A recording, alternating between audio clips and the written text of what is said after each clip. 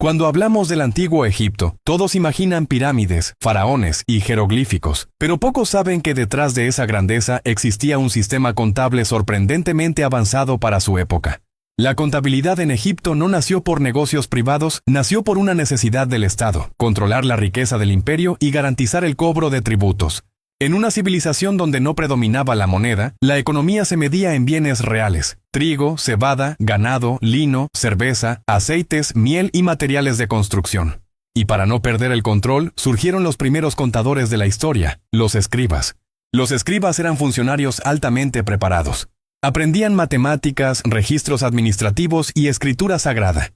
Ellos no solo escribían, certificaban información económica.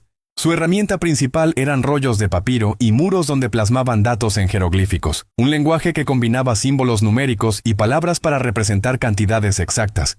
El control contable más importante giraba alrededor del río Nilo, porque la agricultura era la base de la riqueza. Cada año, cuando el Nilo crecía y fertilizaba la tierra, los escribas medían cuánta superficie había sido cultivada y estimaban la producción. Con esos datos, el gobierno determinaba los impuestos en especie que cada región debía entregar al faraón. Por eso, la contabilidad era también una herramienta de justicia fiscal. Si la cosecha era mala, los tributos se ajustaban. Si era abundante, el Estado cobraba más. Pero todo debía registrarse con precisión, porque de ello dependía alimentar ciudades enteras y sostener al ejército. Egipto también creó almacenes estatales, los primeros centros de inventario del mundo. Ahí se guardaban los tributos recaudados. Cada entrada y salida de mercancía era anotada por un escriba encargado del depósito. Ellos llevaban registros de cuánto grano entraba, cuánto se distribuía a la población, cuánto se usaba para pagar salarios, cuánto se reservaba para tiempos de crisis. Sí, en Egipto los salarios no se pagaban con dinero, se pagaban con raciones de alimentos y bienes básicos. Los trabajadores que construían las pirámides, por ejemplo, recibían pagos en grano, pan y cerveza, y cada ración era registrada como un egreso del Estado. Los escribas contables también supervisaban obras públicas.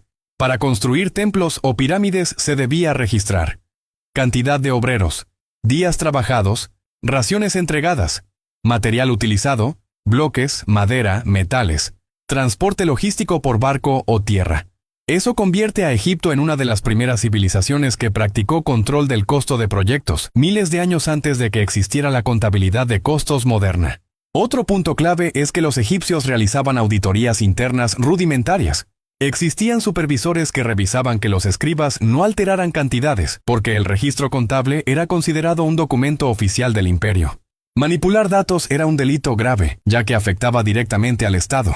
En resumen, los egipcios hicieron que la contabilidad fuera una herramienta de recaudación fiscal, un control de inventarios del gobierno, un registro de salarios en especie, un control del costo de obras monumentales, un mecanismo de administración del poder del faraón, un sistema para sostener la estabilidad económica del imperio.